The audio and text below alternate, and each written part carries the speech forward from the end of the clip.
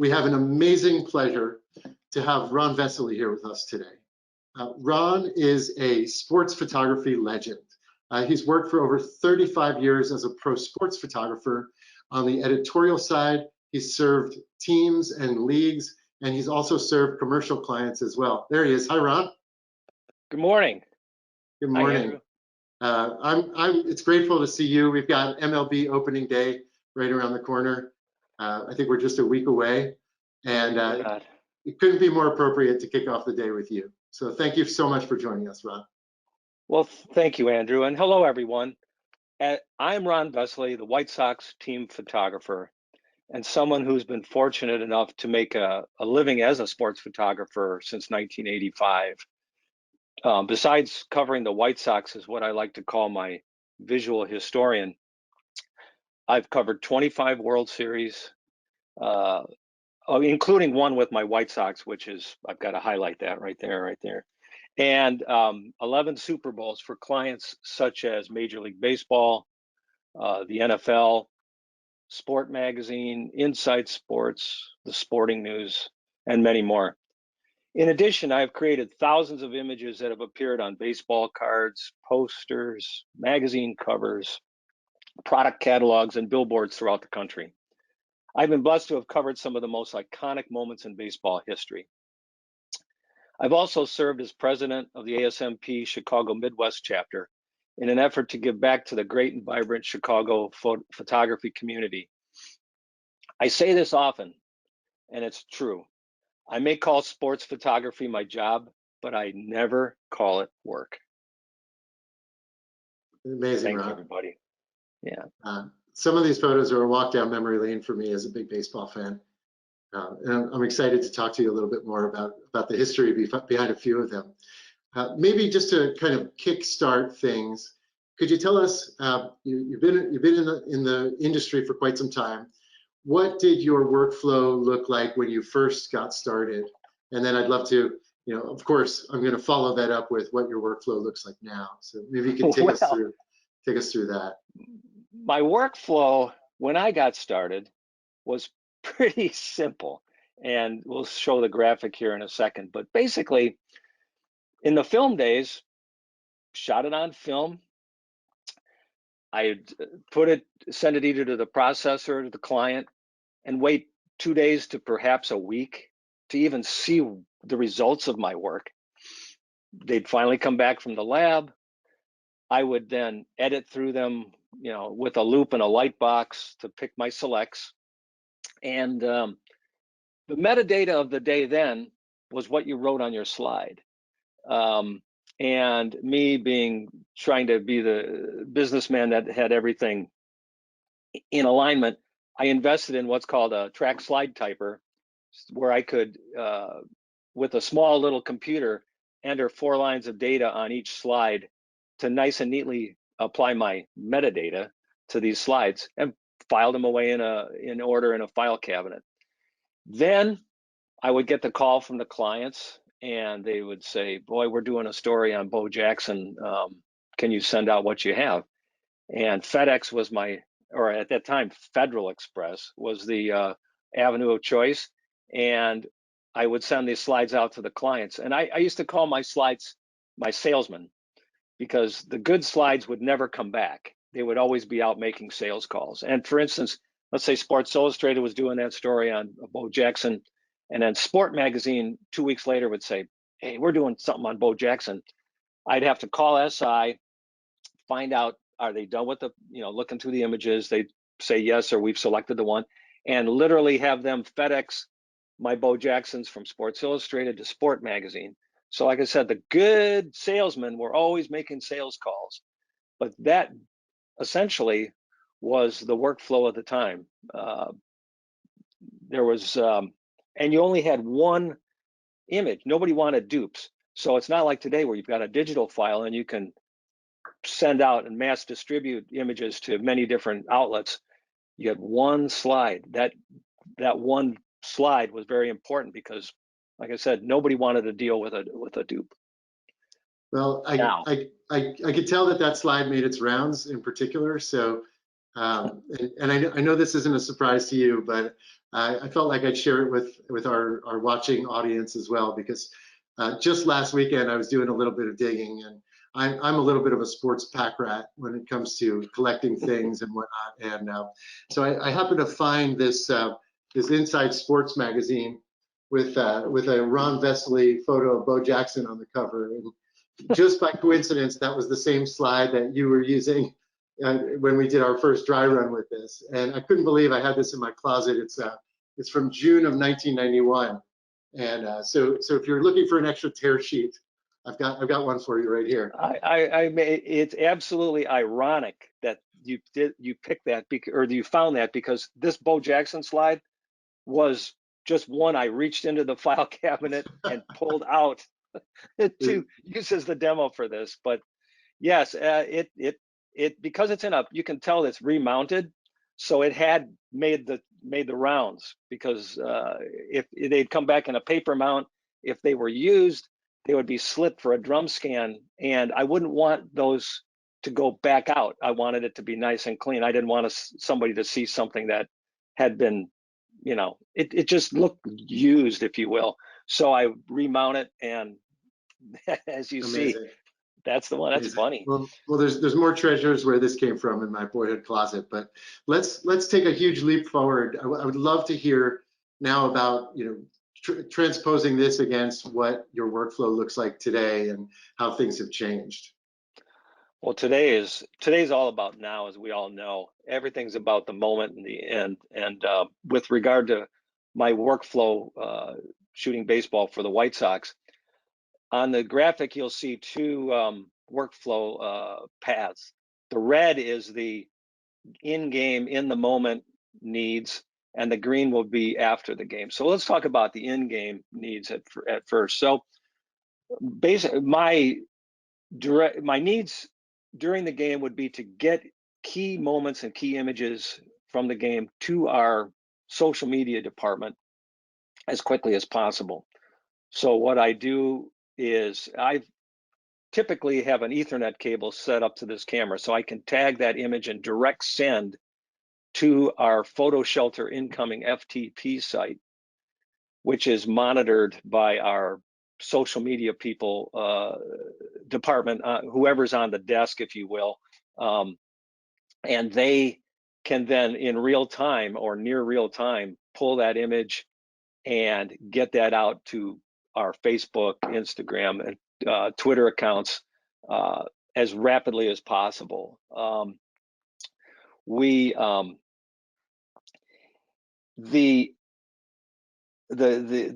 may text them too to give them a heads up that something's coming. So that's the typical in-game workflow. Now after the game, what I do is I'll download that card to my desktop computer, and I will do, typically what I do is I download them to a game folder, and using Photo Mechanic, I'll tag all those images with some basic metadata information, such as the date, the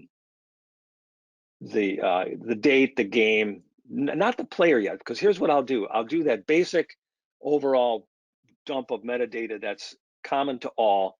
And then what I do, this is how I found it to operate well for me, is I'll separate then the game edits into player folders and moments, such as celebrations, staff photos, sponsorship images. And I will just sort out the game first. And then from there, I'm going to edit each folder in Photo Mechanic and tag selects. Untagged images are deleted immediately. I'm a big believer in, you'll know right away, yes or no. And check for sharpness. If it's not sharp, it's not going to get any sharper 2 days from now. So get rid of what you don't want and make a good, hard, clean first edit. And at that time, I will then add specific keywords to that folder. For instance, the player name, the moment, whether it's a sponsor, the sponsor's name, etc. I will then take those images and then now apply a file name. file names all start with the date. That's my common, that's the unique individual identifier to each image would be the date. So for today, it would be 210325 underscore Abreu, let's say, and then sequentially numbered from that point. I found that out early on when I started to go digital in 1999, that you just couldn't name a slide or an image Abreu, because suddenly the next year I had more Abreus or whoever, and I'm like, oh man, do I have to rename these? What do I have to do? I'll add that unique prefix identifier to it. So that was part of my growth from starting digitally in 1999 with the club. So anyway, the images are now split into those, they're in those folders, and they're now fully edited. They're not captioned. I don't caption our White Sox images unless they're key moments, like a no-hitter or we won the World Series or something like that. Keywords seem to work very well for us. I will then take all those individual player folders, take those images and dump them back into the game folder. Okay, now it's an edited game take, and from that point I can select which ones go where. Now, first off would be the White Sox. They go up into our PhotoShelter account, which I have created what I call my archive collection. Think of it as my digital filing cabinet. Once everything's up there, I can then assign images from that upload to from the archive to various galleries within my client collection. Okay, so I take it from the file cabinet, and now I'm assigning them to different galleries in the client collection. These galleries are assigned to invited users on a need to access basis. For example, action images are limited in access as to who can get at those, and only to those requiring such access. So I've created groups. Ron, who are some, in terms of the clients, who are some of those clients? Like, who do you consider clients throughout the organization? Well, we've got PR, CR, sponsorship, marketing, community, well, I already said CR, scoreboard, social media. Those are our big groups right there.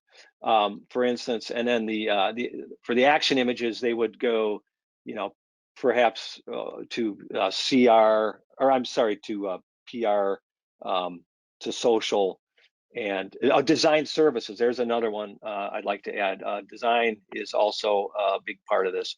So I have created groups so that I can set these permissions. So in other words, I can take all the users that have all access and create a all access group. So I can assign that group that privilege to that set of galleries. So it's easy for me. I don't have to remember, let's see, who's on that group. No, I've got it all set, so I can either have it set up as their group name or all access. But it's great because I can individually identify who gets what. For instance, social media, they are automatically set for a 2400 pixel download because that's all they need. So that again makes it easy. So I can, the galleries, it's worth noting that the galleries that are nested within the collections can also be assigned global permissions. So anytime I create a new gallery, I don't have to replicate the permissions. It's globally transferred, so that's automatic, and it keeps it easy for me. So do you find that these different groups that you're serving that have these content needs, they have uniquely different needs as well? They care about different things? Oh, absolutely. And I think the key for our organization's user base is essentially find and retrieve their image assets, quickly and easily. They have different needs. They have different timeline needs and things like that. So I adjust my workflow accordingly too, based on if there's an immediate need or I have a little time. But everybody's needs are different and unique, and that's why I've found separating them into the different galleries helps them find things. I've tried to, I work on educating our users to the power of the search and the search tools that you offer, the parentheses, the plus and minuses to, I call it power searching versus scrolling through a gallery. Some people like to scroll, and it's like going through a file cabinet and just looking. But also, a lot of people are in need of something right now, and I've tried to educate them on the how to do a power search and really narrow down what you're trying to find quickly. Nice. I'm going to stick with the PhotoShelter usage and for one last question, and then I'd love to kind of dig back a little further, because there's no sense in having a great sports photographer join us and not get some great stories from his career. So I'd love to know a little bit about, you had mentioned that the White Sox in particular have been enjoying the Workspaces feature for collaboration, and I'd love to know how you guys are using that, and how it's impacting the organization. And then I definitely want to spend some time on hearing a few of your most memorable moments. Well, Workspaces has become quickly a go-to option for us. What I've done is I've created on the back end individual workspaces tailored for the different departments, PR, CR, social, etc. And what I'm able to do then is invite specific department users to their workspace, while at the same time separating the projects by applying the custom filters. It makes it super easy for us to collaborate back and forth without sending emails saying, what do you think? Or, hey, Ron, it's image number XYZ, can you pull this? They can easily tag it, say select it as this is the one, this is the one we want, this is our final select. It's opened up a time efficient and effective mean to collaborate. Again, no more back and forth emails. The approval process is real easy, because it's just, you can mark it as approved or add comments, and we can go back and forth very, very quickly to get things done. And as myself, as the leader behind the scenes, I can make sure project assets are then directed where they need to go once approved, if they need to go outside the organization. Mm-hmm. If I was waiting for approval from a department saying, they say, okay, this is the one you can send, I can then immediately get it out there. Or within the organization. But it's been fun, and the response has been very, very positive. Amazing. I know our product team will be excited to hear that too. So let's talk about a couple of your most memorable moments. Well, I have a lot, but I'll try to narrow it down. And one I think everybody here might be able to relate to is a individual named Michael Jordan. Michael decided to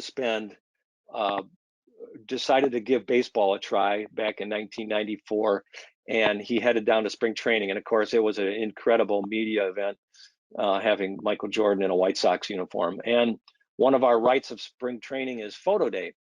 Well, my NBA friends had tipped me off that Michael used to like to say, "You're a professional photographer, right?" And of course, the photographer would say, "Well, certainly." And he said, "Well, then you only need one shot." And it was his way of getting it done quick, right? So knowing this, Michael sat down for his headshot, and sure enough, he asked me, "You're a professional photographer, right?" And I said, "Yes." He said, "Well, then you only need one shot." And I was ready. I said, "Well, Michael, I've got a question. I've got a question for you, Michael." I said, "Aren't you a rookie? And shouldn't I be asking you the questions today?" And he cracked up and he said, "Yeah, next year." I said, "Well, next year's next year." And to Michael's credit, as the pro he is, as you see, I really only needed one shot. He knew how to get it done. But it was a great moment, and I felt good. I'm sure. A little bit. Yes. You probably got away with a couple extras too. Yeah, exactly. Well, and then another moment, besides the White Sox winning the World Series, which to me, of course, was my all-time heart-to-heart moment, one of my big moments was Joe Carter's home run to win the 1993 World Series. Game 6 in Toronto, we shooting film then, okay? And I want to remind those who have never used film, you've got at most 36 frames on a roll before the film rewinds and you have to change film out. And with Carter up, if he hits a home run, he could be only the second person ever to win a World Series with a home run. Hits a ground ball, it's game 7, and we come back to Sky Dome the next night. Well, thinking film, I had to also think, every swing could be the home run, so you have to shoot every swing. However, you also have to remember 36 shots on a roll. Mm-hmm. So I took the approach of, when I got to 12 or thereabouts on the roll, I put in a fresh roll, and to be prepared, because there's nothing worse to a film photographer in a key moment to listening to his camera start to rewind slowly and then have to get a new roll fed and loaded and wound and get back to work. So, well, by gosh, Joe hit a home run and so it was a game-winning moment. A game-winning, World Series winning moment. And shooting, I had to keep remembering, you can't lay down the shutter. Like today's world, with these giant camera buffers and digital, you can just, I call it machine gunning. You can just lay on the shutter and just, spray and pray that you're going to get something. With film, I use the philosophy, if you don't see it, you can't shoot it. Don't shoot it, because you're wasting film. So I had to selectively and pick out my moments, because I could have shot this frame that you're seeing now on frame 10. I don't remember. Mm-hmm. So I didn't know how many frames I had left on that roll. So I had to kind of pick and choose as he ran around the bases, what to do or how to shoot it. But I wanted to make sure I had enough to make sure I got him going all the way around the bases. The next frame you're going to see, I won a lot of contests on, and it was the definitive, win or loser moment. And I'm going to come clean on the World Wide Web here to tell you all that this moment was pure luck. It was pure luck and pure luck is a big part of sports photography. You can anticipate and do the best you can at being prepared, but sometimes luck plays a factor. I was on Joe running up the bases, and Mitch walked briskly across my frame, and my camera caught Mitch, and Joe happened to be in the background. So Perfect. It wasn't me going from Joe to, hey, there's Mitch, because I watched the replay. If you ever watch the replay, it's a split second.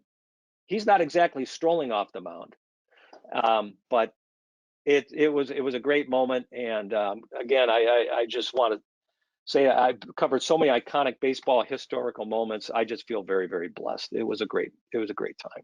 Yeah, nobody's going to argue with a little bit of luck helping you out there either. But, no, you accept luck. Just as we wrap up, and I know we're responsible for keeping the show on time here, but I know that 2020 was a year of pivoting and strange new ways of doing things. Can you tell me a little bit about how you adjusted in 2020 and what kind of came out of that before we let you go and give the stage back to Yoav and Rachel? Well, 2020 definitely, as a photographer, baseball photographer, was challenging. I was what they call tier 3, meaning that I could not be on the field and have any access, have any physical access to the players. Well, there was one game we had, I believe it was in August, where we set a record. Well, we had 4 guys go back to back to back to back home runs, which is more rare than a perfect game in baseball. Wow. It was an incredible moment. So in the 8th inning, I was shooting, and I got a text from my boss saying, we'd love to get a group shot of these guys. Now, in normal times, I would easily take my 24 to 70, fill flash, get on the field, pose the guys, and say, hey, let's get a nice group shot. But I realized there with a half inning to go in the game, I couldn't do that because I was separated by netting. I couldn't use a short lens at all. I realized right away, there's no way I could use a short lens at all. How can I do this? So the wheel started spinning, and I said, got to blow that netting out. I've got to shoot it with a long telephoto lens. So I had a 500 millimeter lens. I went up to the concourse level at third base behind our dugout to test to see, can I even do this from here? And I said, well, this is what I'm going to have to use. It's got to blow that. Not your typical portrait lens, right? Not your typical portrait lens, but a cool portrait lens when needed. When the guys came out after the game, I had to hand signal our PR liaison on the field that I needed them close together, and they were doing that. And I said, no, you got to keep backing up. And they were looking at me like, what do you mean? I go, trust me, keep backing up. I had to get them to line up on the third base line to fit them in. This is nearly a full frame image of the guys with a 500 millimeter lens. And it ended up working out just fine. I felt very, very happy with what I got out of it. Topps used it as a baseball card. And I've made large prints for each one of the 4 players on that for their house. So it felt very satisfying to, in the heat of the moment, to come up with something that worked, because I wanted to come up with something that they would like and I would be happy and proud to put my name behind. So that was just one of many challenges, but that was one that comes to mind. Well, I think that's it's a good place to wrap, because it's a perfect example of how a seasoned, successful professional is always ready to pivot or get creative in order to get the shot.